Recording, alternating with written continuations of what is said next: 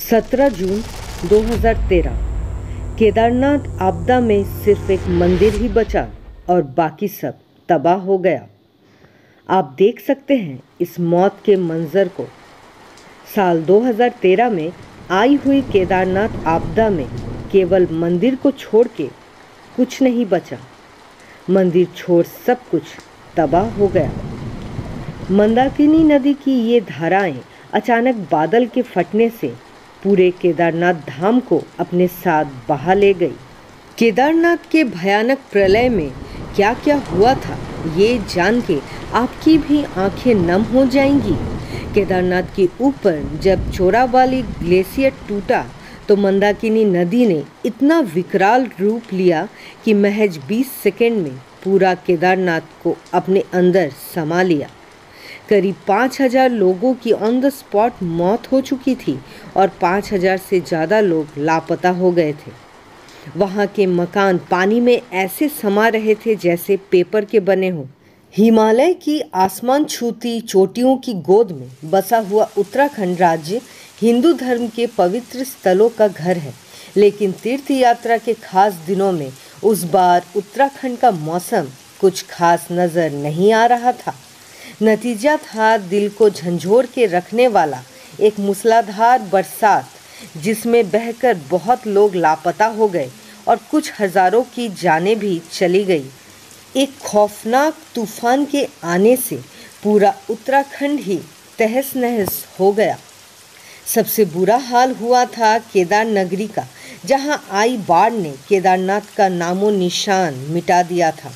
लोग यहाँ 4 धाम की यात्रा पे आए थे और शायद ही कोई इस खौफनाक बाढ़ से बच के अपने घर सही सलामत जा पाया था। केदारनाथ से होते हुए नीचे इलाके के सारे गांव भी कागज की तरह मानो बहकर चले गए। मेट्रोलॉजिकल डिपार्टमेंट के अनुसार 14 जून ये रिपोर्ट तय किया गया कि साल 2013 में मॉनसून बहुत तेजी से बढ़ रही थी, जो कि हर बार जून लास्ट वीक तक आती है। रिपोर्ट्स की माने तो 14 जून को बारिश लगभग 400 मिलीमीटर था। 15 जून मंदिर में रोज की तरह श्रद्धालुओं की भीड़ उमड़ती जा रही थी। 15 जून को बारिश की गति 600 मिलीमीटर हो गई थी और तेज हवा के साथ तूफानी बारिश हो रही थी। 1 से 2 घंटे में पूरा इलाका घने काले बादल से घिर चुका था और 2 दिन के अंदर बारिश की तीव्रता और भी बढ़ सकती थी और ये तूफानी हवा उत्तराखंड के चारों नगरी की ओर तेजी से बढ़ रही थी। 16 जून की शाम को लगातार बारिश हो रही थी और मंदिर में कुछ गिने चुने लोग ही थे कि तभी एक बहुत जोर की हलचल हुई। भगदड़ की आवाज़ ये बयां कर रही थी कि बाबा की पावन नगरी केदारनाथ में बाढ़ आ चुकी थी। सारे लोग मंदिर की ओर दौड़ रहे थे। तूफानी मंदाकिनी अपने से 50 से 60 फुट ऊपर आ चुकी थी। तबाही शुरू हो चुकी थी। एक 7 मंजिला होटल इस तूफान के चपेट में भी आ चुका था। केदारनाथ से नीचे जाने की तरफ रामबारा नामक गांव में तूफानी पानी ने सब कुछ निगल लिया था। कुछ ही समय में लहरें जो पहाड़ों जैसी ऊंची थी वो अपने साथ रामबारा को भी ध्वस्त करके लेकर चली गई। 17 जून केदारनाथ में अब भी पानी का सैलाब वैसे ही बह रहा था। सब कुछ लगभग खत्म हो ही चुका था। केदारनाथ से थोड़ा आगे चोराबाली ग्लेशियर के पास बहुत तेज आवाज़ आई। ऐसा लगा मानो 1000 बिजलियां और तूफानी हवा के साथ पानी सब एक साथ आ रहे थे। कुछ नज़र नहीं आ रहा था। मलबा, पत्थर, मिट्टी सब आसमान की तरफ उड़ रहे थे। इतने में मंदाकिनी ने भी अपना रौद्र रूप दिखाना शुरू कर दिया था। सारा पानी अब केदारनाथ शहर में घुस चुका था। लोग चिल्ला रहे थे, दौड़ रहे थे, डर के मारे रो रहे थे। पानी के तेज बहाव ने मानो हजारों लोगों को डुबा दिया था। सिर्फ मंदिर के अंदर शरण लेने वाले ही जान से बच निकले। सिर्फ 4 मिनट में मातम का माहौल छा चुका था। पानी का सैलाब अपने बाद बहुत सारा मलबा और लाशों का ढेर छोड़कर चला गया। इस घटना को हिमालय की सुनामी भी कहा जाता है।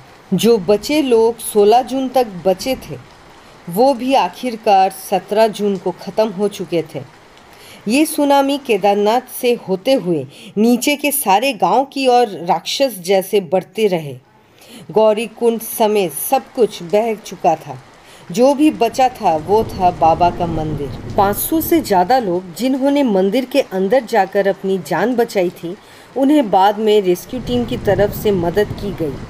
केदारनाथ की हालत ऐसी हो गई थी कि वहाँ लोगों को खाना और पीने का पानी तक नसीब नहीं हो रहा था और चारों ओर मलबा और लाशों का अंबार नजर आ रहा था। साल 2013 में महाप्रलय आया था, जिसमें लगभग सब कुछ तबाह हो गया था।